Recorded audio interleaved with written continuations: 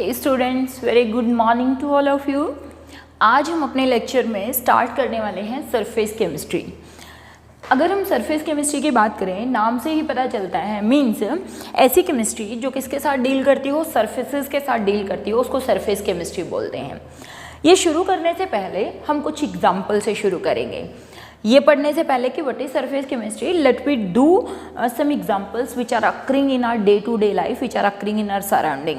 बच्चे अगर आप ध्यान देंगे तो एक्चुअली मैं तो वैसे हमेशा ये बोलती हूँ कि केमिस्ट्री साइंस हमेशा हमारे चारों तरफ होती है, हम उसको ध्यान नहीं देते, हम उसको ऑब्जर्व नहीं करते हैं। ठीक है, देखिए आप सब लोग टीवी देखते हैं, है ना, उसमें आप ऐड देखते हैं, आप ऐड देखते हैं कि फेयर एंड हैंडसम यूज़ कीजिए, उससे आप सुंदर लगेंगे, फेयर एंड लवली यूज़ कर लीजिए, उससे आप सुंदर लगेंगे। लेकिन अगर आप उसके पीछे साइंस देखें, उसके पीछे ये देखें कि what is the chemistry behind that, कि वो ऐड दिखा रहे हैं जो, उसमें वो क्या चीज़ दिखा रहे हैं।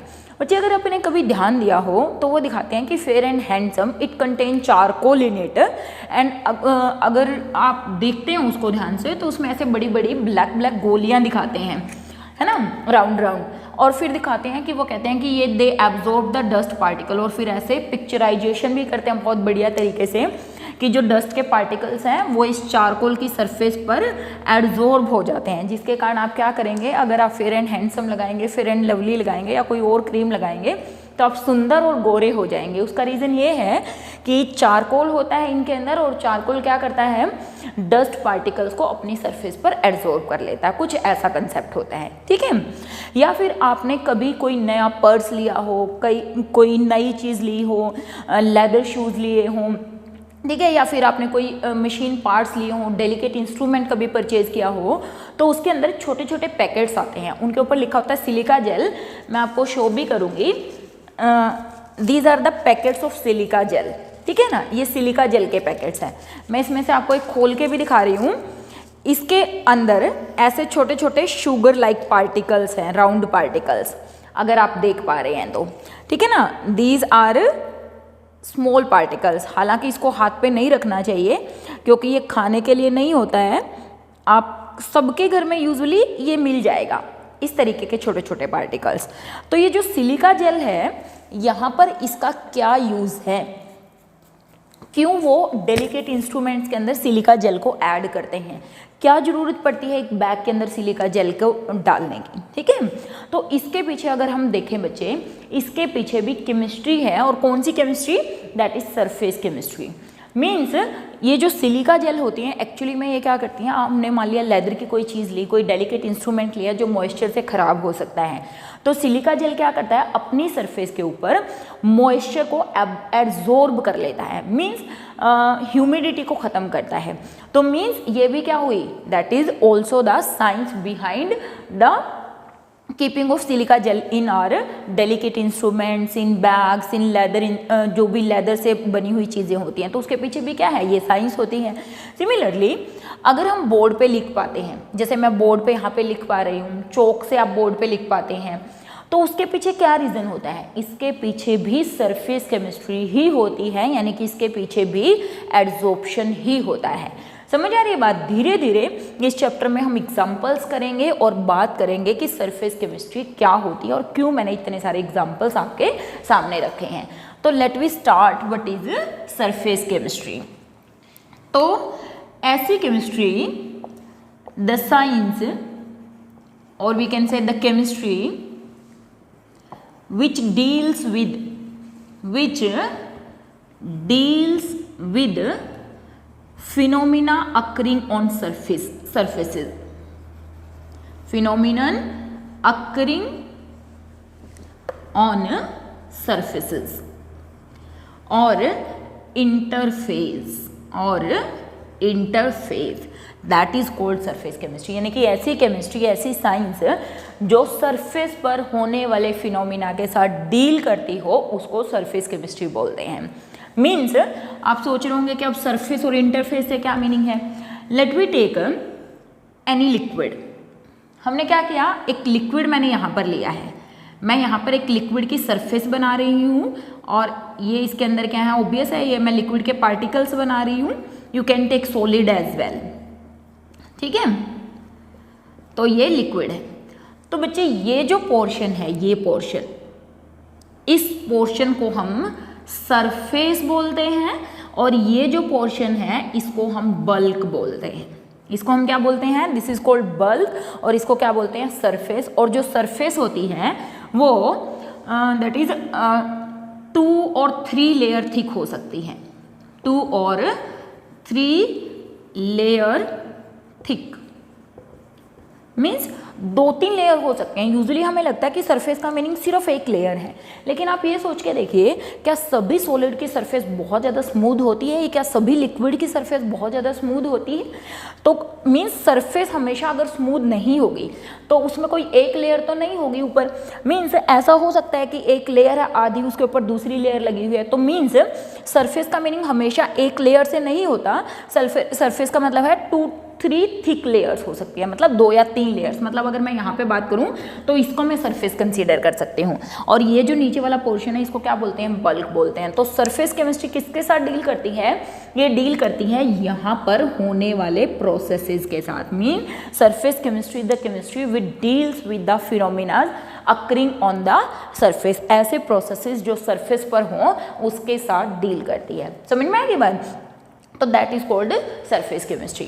अब सरफेस केमिस्ट्री की डेफिनेशन करने के बाद हमें कुछ पॉइंट्स देखने हैं कि क्या होते हैं, और उसके बाद फिर हम आगे बढ़ते चले जाएंगे सरफेस केमिस्ट्री के कंसेप्ट के साथ। तो सरफेस केमिस्ट्री में बेसिकली हमें क्या पढ़ना है? एडजॉर्प्शन, ठीक है, जो मैंने कहा कि phenomena occurring on the surface, that may be adsorption, colloids, heterogeneous catalysis,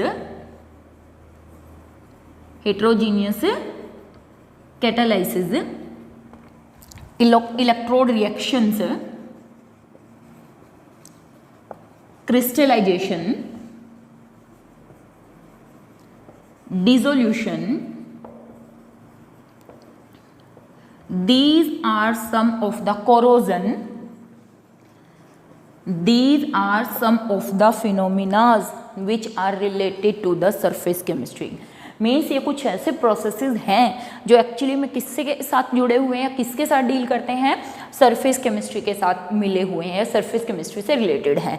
adsorption है, कोलॉइड्स हैं, हेटेरोजीनियस कैटालिसिस है, कैसे कैटालिसिस होता है, डिसोल्यूशन है, क्रिस्टलाइजेशन है, इलेक्ट्रोड रिएक्शंस हैं, एंड मोस्ट इंपॉर्टेंट कोरोजन भी एक सरफेस फिनोमिना ही है, यानी कि ऐसा प्रोसेस जो सरफेस पर होता है। कोरोजन तो आप सबने देखा है, आपने कभी देखा हो लोहे की जो अपर सरफेस होती है वो कोरोड होना शुरू हो जाती है। मीन्स अंदर से नहीं होता, सबसे पहले अपर सरफेस कोरोड होना शुरू होती है। मीन ये सब topics we study under the surface chemistry. और इसमें से जो हमारे सिलेबस में है, यानी इस चैप्टर में जो हमें पढ़ना है, that is adsorption, colloids and heterogeneous catalysis, और इमल्शंस भी इसी का पार्ट है।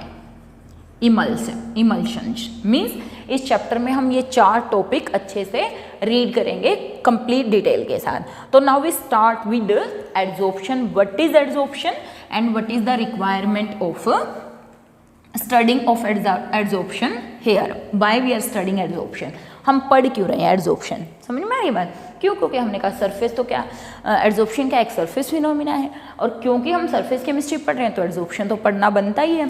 तो बच्चे एक्चुअली में 2 टर्म होती हैं। आपने सुना होगा एब्जॉर्प्शन, आपने क्या सुना होगा टर्म? एब्जॉर्प्शन। लेकिन हम एब्जॉर्प्शन की बात नहीं कर रहे हैं, हम किसकी बात कर रहे हैं? एडजॉर्प्शन की बात कर रहे हैं। तो let we start with what is adsorption? It is the process of attracting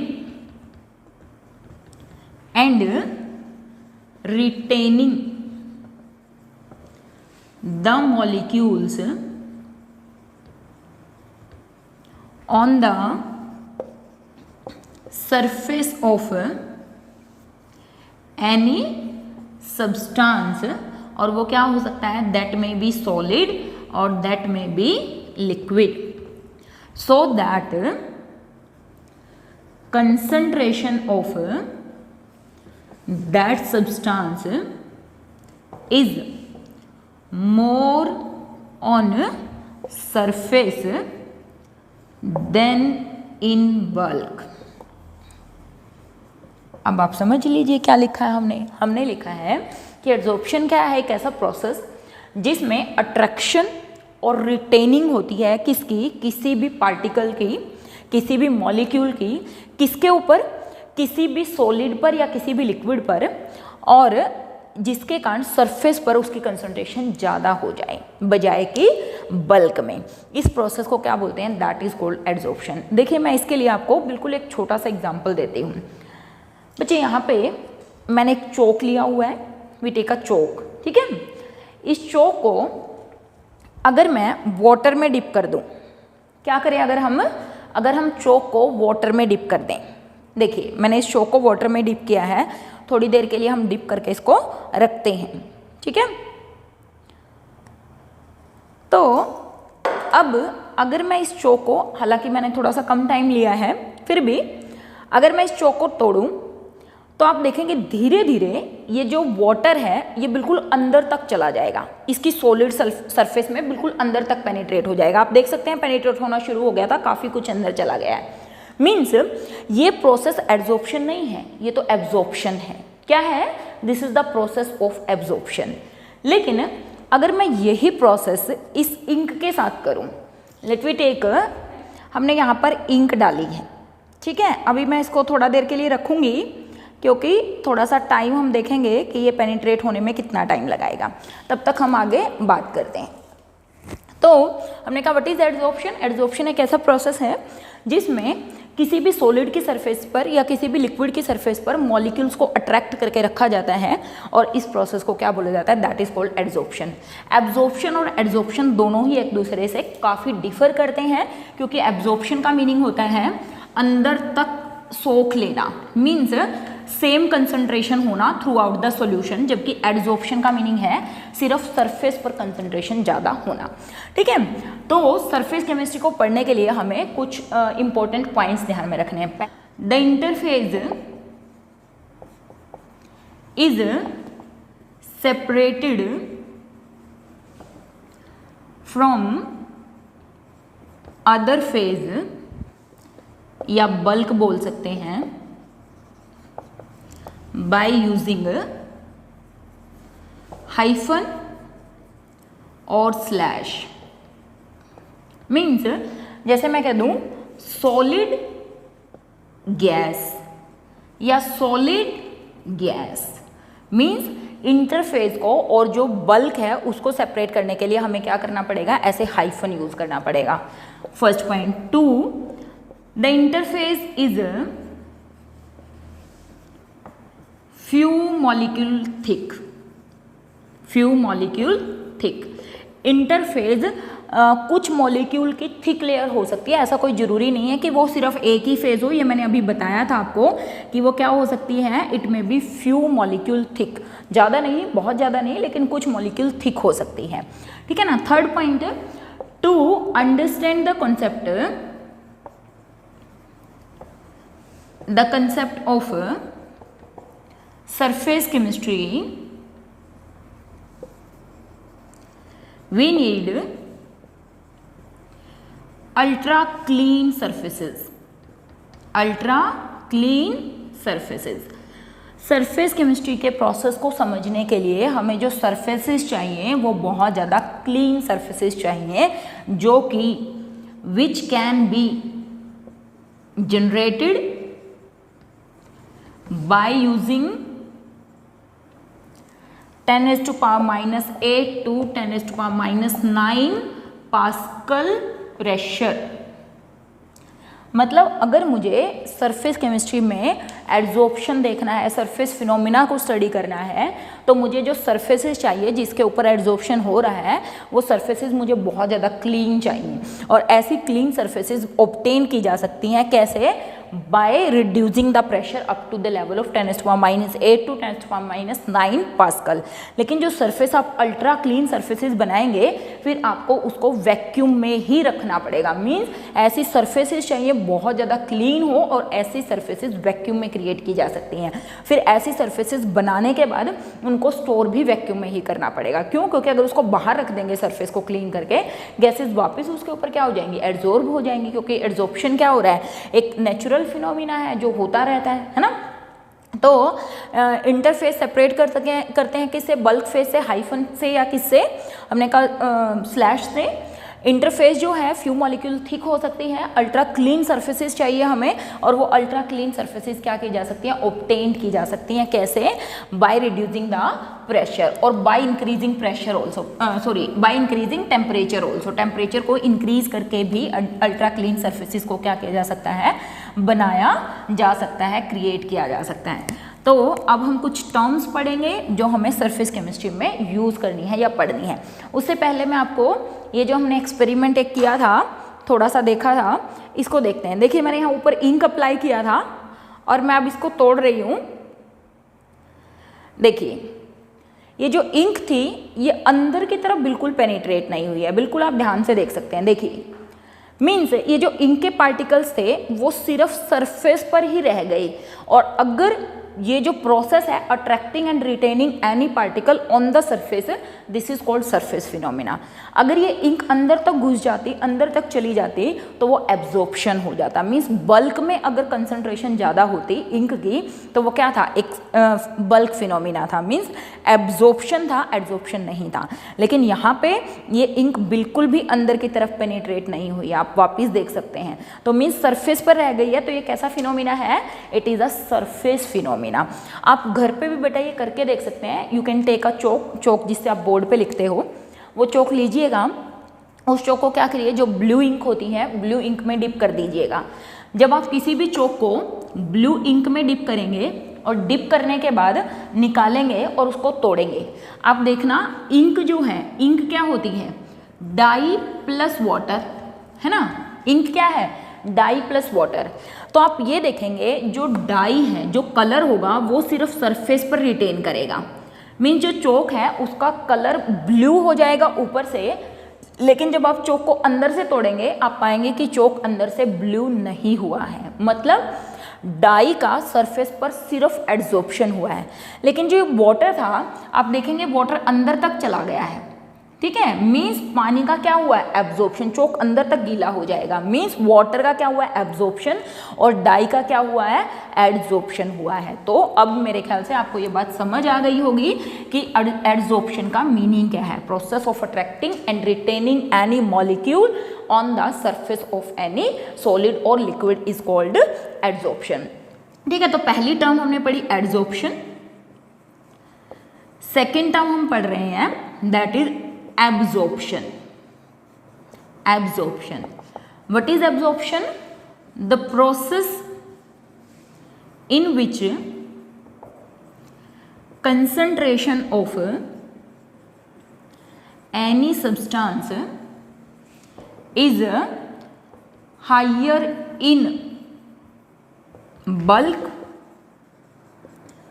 than on surface, ठीक है ना, और यूनिफॉर्म कंपोजिशन और uniform concentration in bulk. Means अगर किसी सब्सटेंस को हमने किसी भी लिक्विड में डिसॉल्व कर दिया, अगर उसकी कंसंट्रेशन पूरे के पूरे सॉल्यूशन में सेम है तो वो क्या है, एब्जॉर्प्शन है। That is the process of absorption. समझ में आ रही है। चलो मैं एक और छोटा सा एग्जांपल देती हूँ। ये स्पंज है बेटा, आप सबने इसको देखा हुआ है, दिस इज स्पंज। अगर इस स्पंज को वाटर में डिप कर दिया जाए, अगर स्पंज को क्या किया जाए, वाटर में डिप किया जाए, तो बेटा स्पंज को वाटर में डिप करने से ऐसा नहीं है कि पानी सिर्फ सरफेस पर है। आप अंदर देखेंगे इसके अंदर तक पानी चला गया है। मीन्स ये जो पानी है इसकी कंसंट्रेशन अंदर तक भी उतनी ही है जितनी बाहर है। तो that is the process of absorption, not adsorption. Means अगर किसी एक सब्सटेंस की कंसंट्रेशन किसी दूसरे सब्सटेंस में क्या हो, पूरी बल्क में इक्वल हो, यूनिफॉर्म कंसंट्रेशन हो, दैट इज कॉल्ड एब्जॉर्प्शन। ठीक है। फिर थर्ड टर्म जो हमें एब्जॉर्प्शन नहीं पढ़ना है, हमें एड्जॉर्प्शन पढ़ना है। Third term that is adsorbate और एडजोर्बेंट, एडजोर्बेट और एडजोर्बेंट। अब देखिए एडजोर्बेंट और एडजोर्बेट का मीनिंग क्या है। देखिए एडजोर्बेंट वो सब्सटेंस होता है जिसकी सरफेस पर एड्जॉर्प्शन होता है, क्या बोला हमने, what is adsorbent, the substance on the surface of which adsorption occur, and adsorbate the substance which get adsorb on the surface of adsorbent. Means अगर मैंने अभी यहाँ पर एग्जाम्पल लिया कि मैंने इंक को चौक में डाला, ठीक है ना, तो जो चौक थी जिसकी सरफेस पर एडजॉर्प्शन हुआ वो एडजॉर्बेंट है, और जो इंक है वो क्या है, एडजॉर्बेट है। जैसे मैंने एग्जाम्पल दिया था आपको कि क्रीम जो होती है, फेस क्रीम जो होती है उसमें चारकोल होता है और चारकोल के ऊपर डस्ट के पार्टिकल एडजॉर्ब हो जाते हैं, तो जो चारकोल है दैट इज एडजॉर्बेंट, और जो उसके ऊपर एडजॉर्ब हुए हैं वो क्या हो गए, एडजॉर्बेट। तो what is adsorbent, the substance on the surface of which adsorption occur, on the surface of which adsorption occur, or it may be solid or liquid। Adsorbent क्या हो सकता है, कोई सॉलिड की सरफेस हो सकती है, कोई लिक्विड हो सकता है। जैसे मैं कहूँ, मान लिया मैंने ये सरफेस ली है तो ये भी एडजॉर्बेंट का काम कर सकती है। जैसे हमारा बोर्ड है, अगर मैं बोर्ड पे लिख रही हूँ मार्कर से तो हमारा बोर्ड क्या है, एडजॉर्बेंट है, और ये इंक जिससे मैं लिख रही हूँ ये क्या है, एडजॉर्बेट है। समझ में आ रही है। तो what is adsorbent, the substance on which the process of adsorption occur that is called adsorbent. ठीक है, और एडजॉर्बेट क्या हो गया, what is adsorbate, adsorbate the substance which get adsorbed on the surface of adsorbent is called adsorbate. For example, it may be gas or solid. Liquid भी हो सकता है, यूजुअली गैस या सॉलिड, या फिर कोई लिक्विड भी हो सकता है। मीन यूजुअली गैसेस होती हैं अगर हम बात करें। तो एडजॉर्बेट क्या हो गया, ऐसा सब्सटेंस जिसका एडजॉर्बेंट की सरफेस पर एडजॉर्प्शन हो रहा है।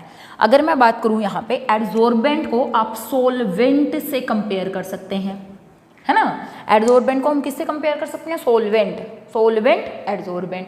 ठीक है, एडजॉर्बेट सोल्यूट से कंपैरिजन कर सकते हैं कि ऐसा सब्सटेंस जो किसी की सरफेस पे एडजॉर्ब हो रहा है, दैट इज कॉल्ड एडजॉर्बेट। ठीक है, फिर एक टर्म और हम पढ़ेंगे विच इज कॉल्ड सोप्शन। सोप्शन, देखिए कभी कभी ऐसा भी होता है कि हमें ये पता ही नहीं चलता कि किसी भी सब्सटेंस में एडजॉर्प्शन हो रहा है या एब्जॉर्प्शन हो रहा है। मीन्स एक ही साथ दोनों के दोनों प्रोसेसेस हो रहे होते हैं, एडजॉर्प्शन भी हो रहा होता है, एब्जॉर्प्शन भी हो रहा होता है। ऐसे प्रोसेस को क्या बोलते हैं, that is called sorption. Means the process when adsorption and absorption, adsorption and absorption both occur together, both occur together। ठीक है, ऐसे प्रोसेसेस जब एडजॉर्प्शन भी हो रहा है, एब्जॉर्प्शन भी हो रहा है, बट हम डिफ्रेंशिएट नहीं कर पा रहे हैं कि एडजॉर्प्शन है या फिर एब्जॉर्प्शन है, ऐसे प्रोसेस को क्या बोलते हैं, that is called sorption, that is called sorption. और डीजॉर्प्शन क्या हो गया होगा, आप समझ गए होंगे अब तो। डीजॉर्प्शन मीन्स जो एडजॉर्ब गैसेज हैं, एडजॉर्ब सब्सटेंसेस हैं, अगर आप उनको क्या कर देंगे, अलग अलग कर देंगे, किसको, एडजॉर्बेट और एडजॉर्बेंट को, उसको हम क्या बोलेंगे, डीजॉर्प्शन। If adsorbate is separated from adsorbent,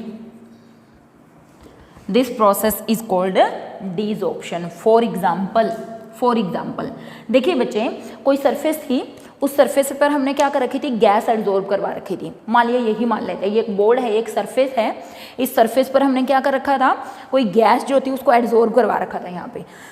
लेकिन हमने क्या किया, इस बोर्ड की सरफेस को हीट करना शुरू कर दिया, या इसका प्रेशर घटाना शुरू किया।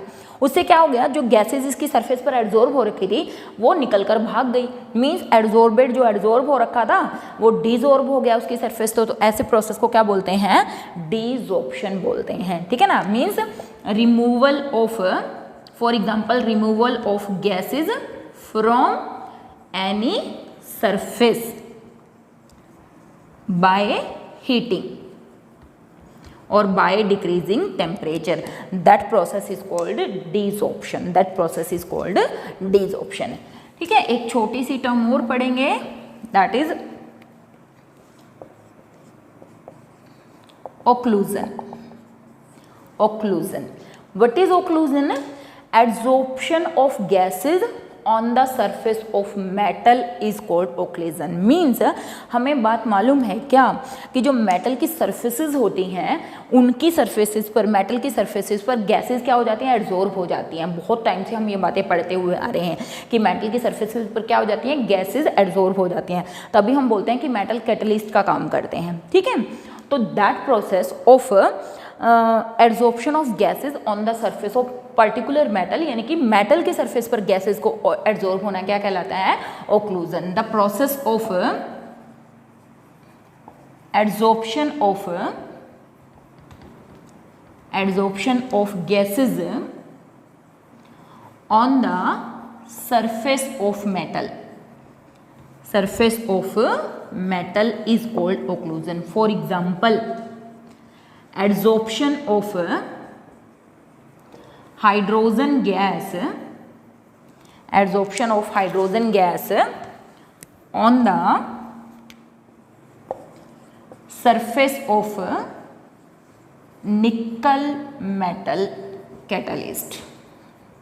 देखिए बच्चे, कैटलिस्ट भी मेटल इसीलिए वर्क करते हैं, क्यों? क्योंकि उनकी सरफेस पर एक्टिव साइट होती हैं जिनमें गैसेस एड्जॉर्ब हो जाती हैं। तो ये कैसा प्रोसेस हुआ, ओक्लूजन का प्रोसेस। मींस अगर गैसेस क्या करेंगी, किसी भी मेटल की सरफेस पर एड्जॉर्ब हो जाएंगी, उसको ओक्लूजन बोलते हैं। तो बहुत सिंपल से कॉन्सेप्ट हमने पढ़े। एड्जॉर्प्शन क्या है, एब्जॉर्प्शन क्या है, डिसॉर्प्शन क्या है, सोर्प्शन क्या है, एड्जॉर्बेट क्या है, एड्जॉर्बेंट क्या है और ओक्लूजन क्या है। तो ये सब टर्म्स आपको अच्छी तरीके से समझ आ गई होंगी, ठीक है। अब मैं इसको थोड़ा सा और क्लियर करने के लिए आपको यहाँ पर 2 एग्जाम्पल के साथ यहाँ पर पढ़ लीजिए। बट अभी मैंने आपको कहा सिलिका जेल, मैंने आपको शो भी किया कि सिलिका जेल क्या होती है। और एक हम बहुत टाइम से पढ़ते आ रहे हैं, एनहाइड्रस कैल्शियम क्लोराइड। अगर आपको याद हो 10th क्लास में भी हम एक एक्सपेरिमेंट करते थे जिसमें हम एनहाइड्रस कैल्शियम क्लोराइड यूज़ करते थे HCl गैस को ड्राई करने के लिए। मीन्स एनहाइड्रस कैल्शियम क्लोराइड क्या है, डिहाइड्रेटिंग एजेंट है, मतलब ये मॉइस्चर को सोखता है, एब्जॉर्ब करता है, ठीक है। सिलिका जेल ली हुई है मैंने यहाँ पर, दिस इज सिलिका जेल। मैंने आपको अभी शो भी करी थी, छोटी छोटी पीसेस गोलियाँ होती हैं, है ना, शुगर टाइप, क्रिस्टल टाइप भी हो सकती हैं। और ये मैंने इधर ले लिया किसका, एनहाइड्रस कैल्शियम क्लोराइड। अब ये जो सरफेस मैंने ली हुई है यहाँ पर, जहाँ पर मैंने इन दोनों को रखा हुआ है, यहाँ पर बहुत सारा मॉइस्चर था। यहाँ पर क्या था, बहुत सारा मॉइस्चर था। मीन्स मैंने एनहाइड्रस कैल्शियम क्लोराइड और सिलिका जेल को मॉइस्चर वाले एनवायरनमेंट में रख दिया। थोड़े टाइम के बाद क्या देखा गया कि ये जो सिलिका जेल थी, इसकी सरफेस के ऊपर ऐसे वाटर मॉलिक्यूल रिटेन होना शुरू हो गए, ठीक है। क्या हुआ, water molecule gate starting retaining on the surface of this silica gel. Means अंदर पेनिट्रेट नहीं करे, अंदर नहीं घुसे, सिर्फ सरफेस पर हुए। तो मीन्स सिलिका जेल क्या है, it is very good adsorbent. Silica gel क्या है, it is very good adsorbent. लेकिन एनहाइड्रस कैल्शियम क्लोराइड के साथ क्या हुआ, ये देखा गया कि वाटर के मॉलिक्यूल्स यहाँ पर तो थे ही सरफेस पर, बट उनकी कंसंट्रेशन बल्क में ज़्यादा थी। Means anhydrous calcium chloride absorption of water करता है। ये क्या करता है, एब्जॉर्प्शन, ठीक है, एब्जॉर्प्शन ऑफ मॉइस्चर। और एनहाइड्रस सिलिका जेल क्या करता है, एड्जॉर्प्शन। अब आपको ये बात समझ में आ गई होगी कि एड्जॉर्प्शन और सोर्प्शन का मीनिंग क्या है। यहाँ पर एक्चुअली में कंसंट्रेशन थोड़ी सी कम रखेंगे हम, ठीक है, लाइक दिस। तो ये concentration more in the bulk than on the surface, that is absorption.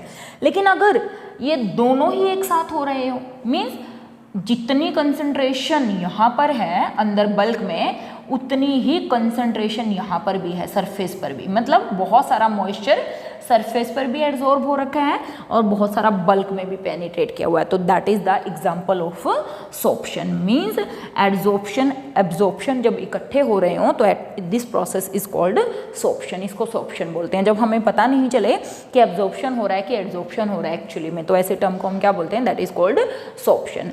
तो ये कुछ जनरल टर्म्स थी जो हमने यहाँ पर डिस्कस करी कि what is adsorption, what is adsorbate, what is adsorbent. तो अगर मैं यहाँ पर आपसे कहूँ ये सिलिका जेल क्या हुई, एड्सॉर्बेंट, क्योंकि इसकी सरफेस पर एड्सॉर्प्शन हो रहा है। वाटर क्या हुआ यहाँ पर, एड्सॉर्बेट, वाटर क्या हुआ, एड्सॉर्बेट। और इस प्रोसेस को क्या बोल दिया, एड्सॉर्प्शन। इस प्रोसेस को क्या बोल दिया, दिस इज कॉल्ड एड्सॉर्प्शन। ठीक है, let we take some more examples to understand the concept of adsorption. Adsorption के कंसेप्ट को समझने के लिए हम कुछ और एग्जांपल्स की बात करते हैं। देखिए बच्चे, मैं अभी लिख रही हूँ थोड़े बहुत, एल्यूमिना जेल,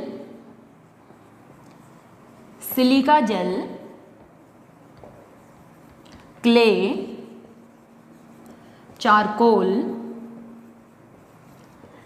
मेटल सरफेसेस, ये सब बहुत अच्छे एड्सॉर्बेंट हैं। All these are very good adsorbent.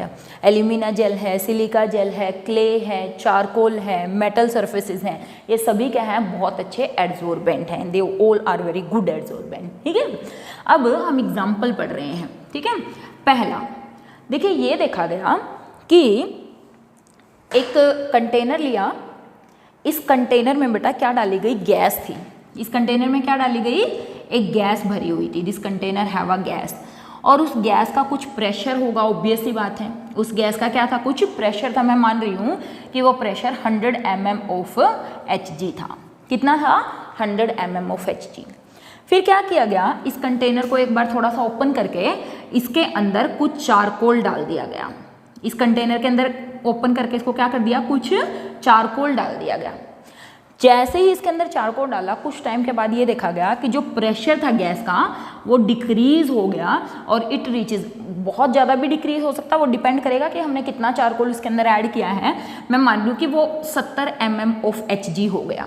Means जैसे ही हमने चारकोल डाला किस में, एक गैस के भरे हुए कंटेनर में, प्रेशर डिक्रीज हो गया। इसका मतलब क्या हुआ, क्या एनालिसिस यहाँ से निकल कर आया कि ये जो चारकोल था इसने अपनी सरफेस पर गैस के पार्टिकल को एड्सॉर्ब कर लिया।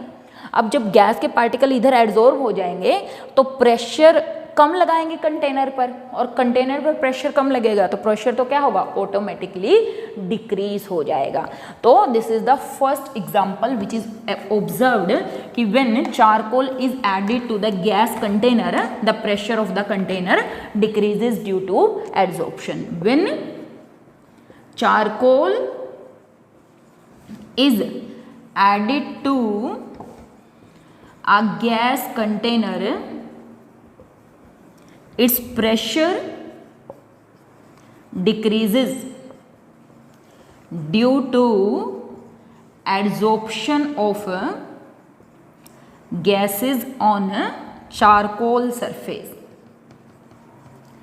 ठीक है, let we discuss more example. Second, देखिए बच्चे, अगर आप टीवी में बहुत देखते हो, माइल्स में जो काम करने वाले वर्कर होते हैं, आप देखते हो वो हमेशा एक मास्क लगा कर रखते हैं, है ना। और जो मास्क होता है बच्चे, उसमें चारकोल होता है, यानी कि जो मास्क होता है, कभी आपने मूवीज़ देखी हो, इंग्लिश मूवी में बहुत दिखाते हैं कि जो कोल माइंस वगैरह होते हैं उनमें वो सभी मास्क लगा के वर्क करते हैं। ये सिंपल वाला मास्क नहीं जो हम कोरोना में लगा रहे हैं, वो थोड़ा सा हाई क्वालिटी का मास्क होता है जिसके अंदर चारकोल फिट होता है। समझ आ रही है बात। तो वो चारकोल क्या करता है बेटा, क्योंकि जब आप माइंस में वर्क करते हैं वर्कर, तो वहाँ पर तो बहुत ज़्यादा पॉइजनस गैसेस होती हैं। तो जैसे ही वो गैसेस जब हम सांस लेते हैं, इनहेल करते हैं, तो ऑब्वियस है एयर तो अंदर जा रही है और उस एयर के साथ पॉइजनस गैसेस भी जा रही हैं। तो चारकोल क्या करता है, it adsorb the poisonous gases, उनको एड्सॉर्ब कर लेते हैं। This is also the example या एप्लीकेशन ऑफ एड्सॉर्प्शन। ठीक है ना। Charcoal is used in mask, used by workers in mines. ठीक है, तो यहाँ पर भी क्या है, एड्जॉर्प्शन का एग्जाम्पल है। चलो और कॉमन एग्जाम्पल देते हैं। और कॉमन एग्जाम्पल मैंने कहा था फेस क्रीम जो होती हैं, फेस क्रीम, अभी मैंने कहा था fair and handsome, fair and lovely, उनके अंदर भी क्या होता है, चारकोल होता है, contain charcoal which adsorb dust particles on its surface, जो कि डस्ट पार्टिकल को अपनी सरफेस पर एब्जॉर्ब कर लेते हैं। Another one very common example, देखिए बच्चे आपने सुना होगा, मैं जब छोटी थी मैंने तो बहुत सुना था, जब इतना साइंस के बारे में पता नहीं होता जब हम छोटे होते हैं, तो ये कहते थे कि जो शुगर होती है ना, शुगर वो हड्डियों से बनती है। तो हम बहुत डर जाते थे उस टाइम कि जो हम शुगर खाते हैं क्या वो सच में हड्डियों से बनती है। वो बाद में पता चला कि शुगर तो एक्चुअली में गन्ने से बनती है ना, शुगर केन से बनती है। तो बच्चे ऐसा इसलिए कहा जाता है क्योंकि जब शुगर बनती है एक्चुअली में जो रॉ शुगर होती है दैट इज येलोइश और ब्राउन इन कलर, येलोइश और ब्राउन इन कलर किसके कारण, ड्यू टू इम्प्योरिटीज। क्यों, क्योंकि देखिए आप गन्ना जो है उसके अंदर बहुत सारी डिजीज़ भी हो सकती हैं, रेड स्मट पता नहीं क्या वो डिजीज़ होती है, बायो में आप पढ़ते हो जिसे गन्ना बिल्कुल रेड रेड हो जाता है, और भी अदर इम्प्योरिटीज़ हो सकती हैं। उन इम्प्योरिटीज़ के कारण जो शुगर बन के आती है एक्चुअली में raw sugar it have yellow और ब्राउन कलर। फिर ये जो शुगर बनती है इसको पास किया जाता है चारकोल के बेड के ऊपर से चारकोल के बेड बने होते हैं उनके ऊपर से इसको पास किया जाता है। जैसे ही चारकोल के बेड से इस ब्राउन शुगर को पास किया जाता है, जितनी भी इम्प्योरिटीज़ होती हैं they get absorb on the charcoal surface. ठीक है ना, एनिमल चारकोल वो होता है, मीन्स ऐसा charcoal which is made from the fractional distillation of animals would. तो इसीलिए बोलते थे कि हड्डियों से बनती है, एक्चुअली में प्योरीफिकेशन में एनिमल बोन्स यूज़ की जाती हैं। ठीक है ना, एनिमल चारकोल का यूज़ किया जाता है। तो वहाँ पर भी क्या है, there is also a process of absorption. तो yellow brown sugar due to impurities is purified by passing raw sugar on charcoal bed, charcoal beds. Impurities get absorbed, impurities get absorbed on the surface, on the surface of animal charcoal. ठीक है ना, animal charcoal की surface पर impurities absorb हो जाती है और sugar क्या हो जाती है, प्योरीफाई हो जाती है। इस तरीके से आप अपने आसपास बहुत सारे एब्जॉर्प्शन के एग्जांपल लिख सकते हैं। देखिए बच्चे आप फेस पे मुल्तानी मिट्टी जो अप्लाई करते हैं वो भी एब्जॉर्प्शन का ही प्रोसेस करती है, समझ आ रही है बात। आप कोई भी फेस पे ऐसी चीज़ जो अप्लाई करें जो कि डस्ट पार्टिकल को एब्जॉर्ब करें, वो सब एब्जॉर्प्शन का ही प्रोसेस है, मतलब वो सब सरफेस केमिस्ट्री का ही प्रोसेस है। मींस हमारे आसपास वैसे तो बहुत सारे प्रोसेसेस होते हैं, बोर्ड पे लिखना, चौक से लिखना, मार्कर से लिखना, ये भी एब्जॉर्प्शन का ही एग्जाम्पल है। आप देख रहे हो मैं इसको आसानी से मिटा सकती हूँ, मतलब ये अंदर थोड़े गया है सरफेस पर, सिर्फ इसकी सरफेस पर एब्जॉर्ब हुआ है। तो this is also the example of absorption. तो आप इस तरीके के बहुत सारे examples day to day life से कलेक्ट कर सकते हैं और उनको लिख सकते हैं। तो this what is the difference between absorption and absorption, what is the difference between absorption and absorption. देखिए हमने कहा एब्जॉर्प्शन तो क्या है, इट इज सरफेस फिनोमिना, ठीक है ना, ये तो सरफेस फिनोमिनन है या फिर सरफेस प्रोसेस है। ये क्या है, इट इज बल्क प्रोसेस।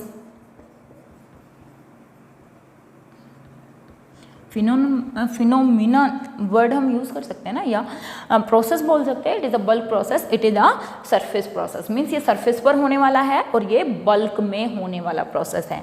अगर हम एब्जॉर्प्शन की बात करें, it is very fast process, it is very fast process. Basically physical absorption, आगे जब हम टाइप पढ़ेंगे तो उसमें बात करें, फिजिकल एब्जॉर्प्शन ज़्यादा फास्ट होता है। It is comparatively slow, comparatively slow, ये स्लो होता है। इसमें more concentration of adsorbate on the surface. इसमें क्या होती है, that is same concentration of adsorbent throughout, या फिर मैं बोल दूं solute throughout the solution, throughout the bulk. पूरी बल्क में सेम कंसंट्रेशन होती है, सेम कंसंट्रेशन होते हैं थ्रू आउट. अगर हम इसकी बात करें, adsorption decreases with the passage of time. Passage of time, adsorption time के साथ डिक्रीज होता रहता है. देखिए बेटा, सोच कर देखिए, हमने कहा ये एक सरफेस फिनोमिना है, this is a surface phenomena. चलो मैं यही ले लेती हूँ. मीन्स यहाँ पर एड्सॉर्प्शन होना है, यहाँ पर क्या होना है, यहाँ पर एड्सॉर्प्शन होना है. अब मैं ये कह रही हूँ कि यहाँ पर बहुत सारी साइट्स हैं जहाँ पर एड्सॉर्प्शन पॉसिबल है, लेकिन धीरे धीरे क्या हुआ, यहाँ पर जो गैसेस थी वो एड्सॉर्ब हो चुकी हैं. जैसे जैसे सरफेस घटती चली जाएगी, क्योंकि एड्सॉर्प्शन हो गया है, गैसेस जितनी होनी थी, मान लिया मैं कह रही हूँ कि एक कमरे में 50 बच्चे बैठ सकते हैं. स्टार्टिंग में तो फटाफट आएंगे बच्चे, बैठना शुरू करेंगे, बैठ गए, है ना. मैं कह रही हूँ कि 40 बच्चे बैठ गए, लेकिन उसके बाद धीरे धीरे 50 जब बच्चे बैठ जाएंगे, उसके बाद तो जगह ही नहीं बचेगी बैठने के लिए. तो धीरे धीरे जब सारी की सारी सरफेस गैसेस के द्वारा ऑक्यूपाई हो जाएगी, तो एड्सॉर्प्शन की रेट क्या हो जाएगी, कम हो जाएगी. बट ये क्या रहेगा, it remain same, remain same through out the time, remain same. Means ये यूनिफॉर्म रहेगा, ऐसा नहीं है कि टाइम के साथ जो एब्जॉर्प्शन है वो कम हो जाएगा, जितना घुलना होगा उतना घुलेगा ही घुलेगा. तो इट रिमेन सेम. तो this is the basic difference between absorption and absorption. Next lecture के अंदर बच्चे हम बात करेंगे फिजिकल एड्सॉर्प्शन क्या होता है, केमिकल एड्सॉर्प्शन क्या होता है. आप जनरल टर्म्स के बारे में यहाँ पढ़िए. मिलते हैं नेक्स्ट लेक्चर के अंदर. Have a